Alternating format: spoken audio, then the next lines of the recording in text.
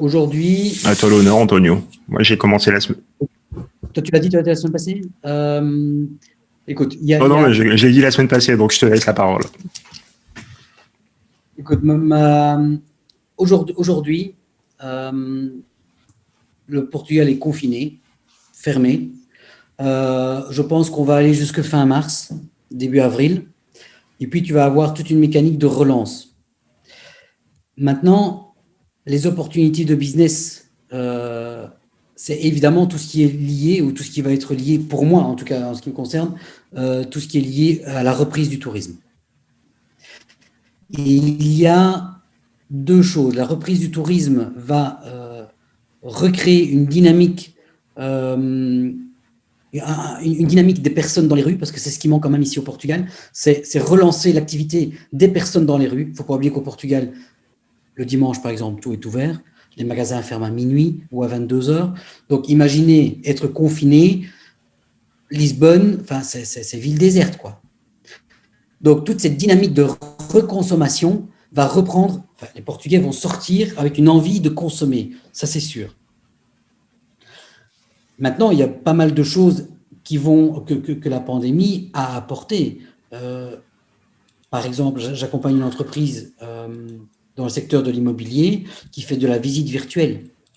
Donc aujourd'hui, avec la pandémie, le fait de faire des visites virtuelles et plus des visites physiques est une opportunité pour eux. Donc en fait, si vous voulez, l'opportunité de son business a augmenté parce que tout le monde est à la maison et que personne ne peut sortir. Et autour de ça, il y a également pas mal de choses qui peuvent se développer.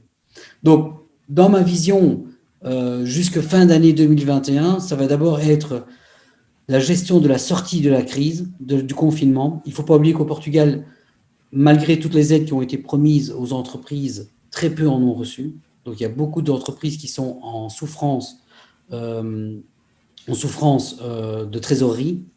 Et donc, il va y avoir de toute façon une relance qui va passer pour moi par la reprise du tourisme et la reprise de l'investissement immobilier, parce qu'aujourd'hui, il y a énormément de biens immobiliers qui sont complètement à l'arrêt, que ce soit en location ou en vente, parce qu'il n'y a pas de visite, il n'y a pas d'acheteur.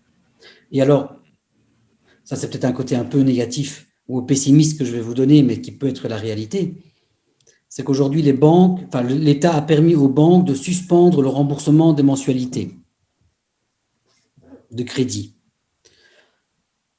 Dans 3 mois, dans 6 mois, beaucoup de Portugais ne pourront pas repayer parce qu'ils ont perdu leur emploi ou parce qu'ils ne pourront plus payer leur mensualité. Donc, il va y avoir des maisons qui vont arriver sur le marché à des prix parfois un peu sacrifiés, ce qui va recréer une dynamique en fait en termes d'investisseurs. Donc, il va